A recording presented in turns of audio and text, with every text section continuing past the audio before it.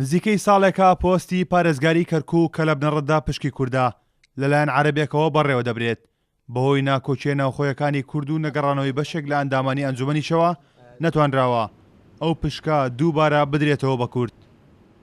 وەک هاوڵاتێکی شاری کەرکوک داواکارم پۆستی پارێزگای کەرکوک یەکلایە بکرێتەوە چونکە پۆستە استحقاقی کوردە لە ناو کوردیشتە هی یەکێتیە. من داواکەم لێکی نیشتمانی کوردستان و هەموو حزبولانە سیاسیەکان ئەگەر کەرکووکیان بەلاوە گرنگە ئەگەر بەرژەوەندی حزبی و تاکە کەسی و شخصیان بەلاوە گرنگ نییە ئەگەر کوردانی ئەم شاریان بەلاوە گرنگە بگەڕێنەوە شاری کەرکوک تاوەکو پارێزگارێک بۆم شارە دابین بکرێت.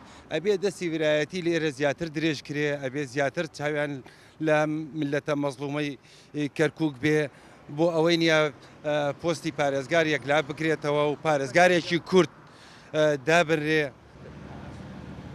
ئەم هاوڵاتیە کە لە کاتی ئامادەکردنی ئەم ڕاپۆرتەدا بینیمان لەگەڵ بەرزکردنەوەی ئاڵای کوردستان لە کەرکوکەوە داوا دەکات ئەندامانی ئەنجومەن کە بە بیانووی جیاواز ناگەڕێنەوە بەشداری لە کۆبنەوەکانی ئەنجومەنی پارێزگادا بکەن و هەوڵ بدەن پۆستی پارێزگاری کەرکوک بە کوردێک پڕ بکەنەوە.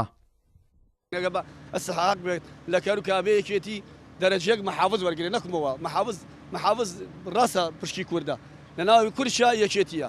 داواکاری هەموو کوردی ئەم شارەیە بێگومان هەمووان ئەو داوایەمانەیە بۆ داواکارین چیتر سەرکردایەتی کورد بە هەموو لایەنەکان کەم تەرخەم نەبن لە ئاست دانانی پارێزگارێک بۆ ئەم شارە پێویستیەکی حتمیە هیچ مەجالێکی تیان نییە بەڕاستی کات لە بەرژەوەندی ئێمە نییە ئەگەر ئەو پۆستە بە فەراقی بمێنێتەوە کورد زۆر زەرمەندی یەکەمە بێ لەم شارە. داواکرد لەو خوشک و برابە ڕێزانە بگەڕن بۆ کەرکوک و ئەنجومەنی پارێزگا بەدەست بێن و بەڵکو پارێزگای خۆمان بێت.